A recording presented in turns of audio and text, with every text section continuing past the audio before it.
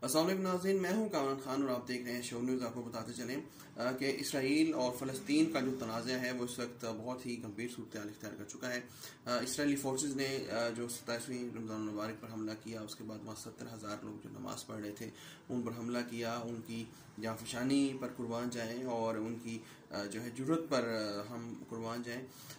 क्योंकि उन लोगों ने अपनी नमाज ख़त्म नहीं की और इसराइली जो दरिंदे थे वो वहाँ पर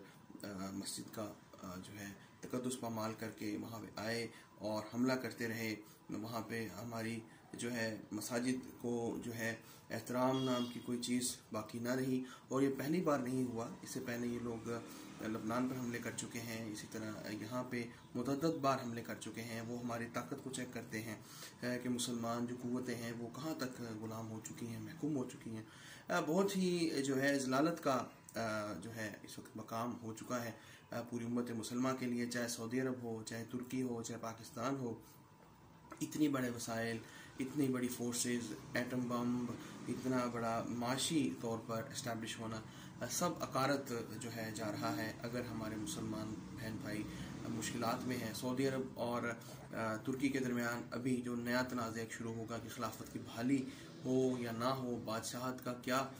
बनेगा, ये वो तमाम तर मसाइल हैं जिसकी वजह से फ़ायदा उठा रहे हैं अमेरिका और इसराइल। ये बहुत ही तल्ख हकीकतें हैं जिसकी वजह से पाकिस्तान को भी सफ़र करना पड़ता है, क्योंकि वज़ीर-ए-आज़म नवाज शरीफ हों या वज़ीर-ए-आज़म इमरान खान हों, दोनों के दरमियान जो वक्फ़ा बना 2016 में नवाज शरीफ को एक तरह से जो है मफलूज किया गया, फिर 17 में उनको नाअहल किया गया और उसके बाद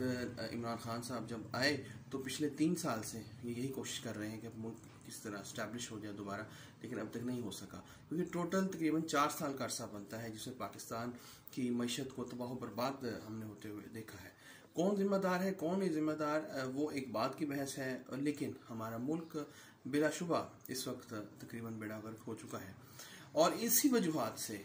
चाहे सऊदी अरब में बादशाहत की बहरान का मसला हो, पाकिस्तान में मीशत का मसला हो, या तुर्की जो खिलाफत उस्मानिया को नाफिज करना चाहता है, उसकी नीयत क्या है क्या नहीं है वल्लाह आलम बिस्वाब, हम उसमें नहीं पढ़ते। क्योंकि पहले ही पाकिस्तान मलेशिया तुर्की जो ब्लॉक बनाने जा रहा था, उसकी वजह से बहुत से मसाइल का सामना करना पड़ा पाकिस्तान को। और फिर सऊदी अरब से जो है माफ़ी तलाफ़ी करके जनरल कमर जवेद बाजवा की क़यादत में पाकिस्तान ने एक बार फिर अपनी दोस्ती का जो है भरम रखा। देखते हैं कि आने वाले दिनों में इस तरीके से पाकिस्तानी नेशन जो है वो अपने पैलेस्टाइनियंस बहन भाइयों का साथ दे सकती है।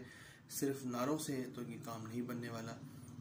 हमें बहुत ही अहम इक़दाम करना होंगे ताकि हम अपने बहन भाइयों तक अपने